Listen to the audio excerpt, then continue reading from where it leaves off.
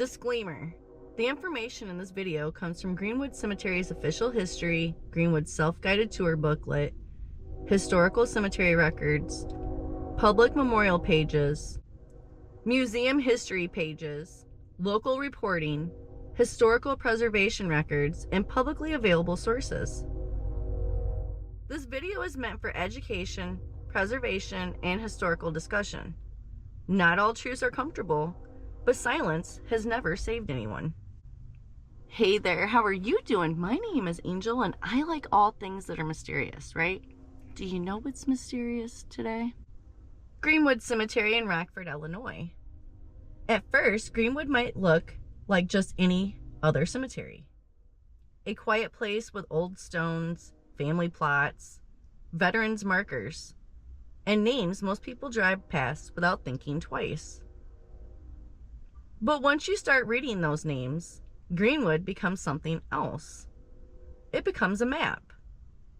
A map of Rockford's founders, a map of Rockford's industries, a map of Rockford's veterans, a map of Rockford's wealth, a map of Rockford's forgotten people, and honestly, a map of how this city was built. Because Greenwood Cemetery was not just opened one day and left alone. Before Greenwood became the cemetery we know today, Rockford had already used multiple burial grounds.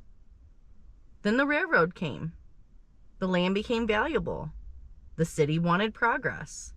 And the dead had to move. According to Greenwood Cemetery's own history, David Ayling was hired to move 175 bodies to the new cemetery. 175 bodies. So this is not just a cemetery story. This is a story about land, money, railroads, founders, inventors, enslaved people, veterans, industry, monuments, and memory.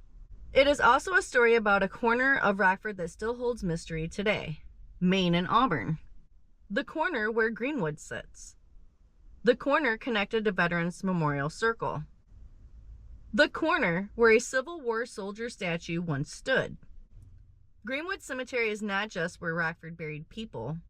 Greenwood Cemetery is where Rockford buried the receipts. Let's get into it. Today, Greenwood Cemetery sits at the corner of North Main Street and Auburn Street. It is the oldest and largest cemetery in Rockford, and it is still active. And according to Greenwood's website, there are more than 25,000 burials here. But here's what caught my attention. Greenwood was not Rockford's first cemetery. Greenwood's own history says it was the fourth cemetery dedicated in Rockford and the oldest remaining. That means before Greenwood became the final resting place for thousands of people, Rockford's dead had already been buried in other places. So the first question is obvious. If Greenwood was the fourth cemetery, what were the first three? Because that one detail changes the whole story. This is not just a cemetery that grew over time. This is a cemetery created after Rockford had already been forced to move, reorganize, and centralize its burial grounds. And the reason behind that has everything to do with the railroad. The earliest west side burial ground connected to Rockford was located on Block 35 of J.W. Leavitt's original plat of West Rockford. The first known burial there was Henry Harmon. He drowned at the ferry in the Rock River on April 7th, 1837. That detail matters. Before bridges, before railroads, before Rockford became the city we know now, the river was not just scenery. It was transportation. It was a barrier. And sometimes it was deadly. The second burial listed there was Sarah Kent, the daughter of Germanicus Kent. Germanicus Kent is one of the major names connected to Rockford's founding. So the first burial ground already connects us to two huge pieces of early Rockford history. The danger of the Rock River, and the family of one of Rockford's founders. Other burials followed, including John Haskell, brother of Dr. George Haskell, and Miss James Mitchell. This first burial ground was reportedly used until around 1840. Then Rockford moved its burial place again. Around 1840, West Rockford citizens were given another burial ground. The second site was located on the south side of State Street, corresponding to Block 53 in Morgan and Horseman's addition. The first person buried there was Miss Montague, wife of Richard Montague. She died on February 17, 1842. And that name matters. Richard Montague later appears as one of the cemetery trustees. So again, these were not random names. These were families involved in the early shaping of Rockford. The second burial ground was used until 1844. Then the site was exchanged for another location. This third location was along Kent Creek. And this is where the cemetery story starts colliding with the railroad story.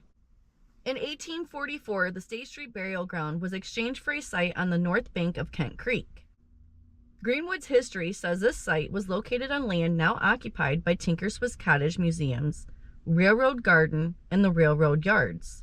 That is a huge detail, because before trains, before switch yards, before railroad yards, before industrial expansion, there were graves. Rockford's dead were resting on land that would soon become valuable to the Galena and Chicago Union Railroad. And in the 1800s, the railroad was not just transportation. The railroad was power. It meant business. It meant money. It meant movement. It meant the difference between a town staying small and a town becoming something bigger. So Rockford had a cemetery sitting in the path of progress. And when the railroad came through, the dead had to move. Greenwood's history says the cemetery trustees were prominent citizens, including John Taylor, Richard Montague, Cyrus Miller, and Benjamin Kilburn. Other historical cemetery records also identify early trustees connected to the Rockford Cemetery Association, including John W. Taylor, Ephraim Wyman, Cyrus F. Miller, Richard Montague, and Benjamin Kilburn. This matters because burial was becoming formalized. It was no longer just families burying loved ones wherever they could. Now there was an organization, a charter, trustees, land, records, rules. And when you study old city history, you always follow the names, because names repeat. They show up in plats, they show up in land records, they show up in schools, they show up in parks, they show up in businesses, they show up in court cases, they show up in museums, and eventually they show up on cemetery stones. Greenwood Cemetery is full of names that still echo through Rockford, even if people no longer remember why. In 1852, the Galena and Chicago Union Railroad bought the land to build a railroad yard in Rockford. Greenwood's official history says the trustees needed to move the cemetery to a new location. That one sentence says a lot. The railroad wanted the land. The cemetery had to move. This is where Rockford's growth came with a cost, because the graves at Kent Creek had to be relocated. Greenwood says David Ailing was hired to move 175 bodies to the new cemetery. 175 bodies moved because the railroad needed space. Those were pioneers, children, spouses, neighbors, early Rockford residents. Some may have had stone markers. Some may have had wooden markers. Some may have had no marker at all. And in 1852, they had to be dug up and moved. No modern equipment, no DNA testing, no digital records. No easy way to confirm every person if a marker was broken, missing, or never existed in the first place. That raises questions we may never fully answer. Were all the graves found? Were all the bodies identified? Were families notified? Did anyone object? Were markers moved with the remains? Did any names disappear? We may not know all of that, but we know this. Greenwood Cemetery was not simply opened. Greenwood was assembled. It was created by gathering earlier burial grounds into one central place. And that happened because Rockford's future required moving part of its past. In May of 1852, the cemetery trustees bought 33 acres at the corner of North Main and Auburn Streets. The price was $1,200. That became the cemetery we know today as Greenwood. Over time, the cemetery grew to more than 100 acres. And today, it contains burial plots from many of Rockford's first generations. But remember what that means. The cemetery did not start as one peaceful, untouched place. It started as a solution to a land problem. The railroad needed space. Rockford needed a central cemetery. And the dead were moved here. So when you walk through Greenwood, you are not just walking through one cemetery. You are walking through multiple earlier burial grounds brought together. You are walking through Rockford's effort to organize death while still chasing growth. And that is why Greenwood matters. Because it shows us something Rockford has been dealing with since the beginning. Progress always costs somebody something. Before it was called Greenwood Cemetery, this place was known as West Rockford Cemetery. The name changed in 1921. By then, the cemetery had become much more than a relocated burial ground. It had a chapel, a crematory, family plots, veteran burials, large monuments, historical tours, and generations of Rockford buried in one place. So the name change was not just cosmetic. It marked the transformation of a burial ground into one of Rockford's most important historical records. Greenwood's own history says the cemetery contains burial plots from Rockford's first few generations and from every tier of the economic and social hierarchy.